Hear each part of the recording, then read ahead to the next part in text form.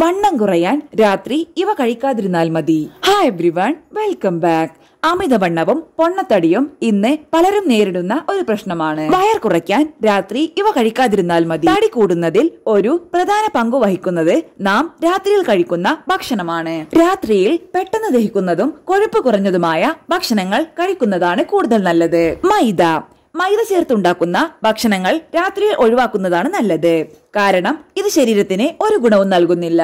രാത്രിയിൽ beef, chicken പോലുള്ള അമിത പ്രോട്ടീനും കൊഴുപ്പുമടങ്ങിയ ഭക്ഷണങ്ങൾ കഴിക്കരുത്. ഇവ ദഹിക്കാൻ ഏറെ സമയമെടുക്കും. രാത്രിയിൽ ചിപ്സ്, ലേസ്, ബിങ്കോ തുടങ്ങിയ ഭക്ഷണ സാധനങ്ങൾ കഴിക്കരുത്. ഇവയിൽ ഉപ്പിന്റെ അംശം കൂടുതലാണ്.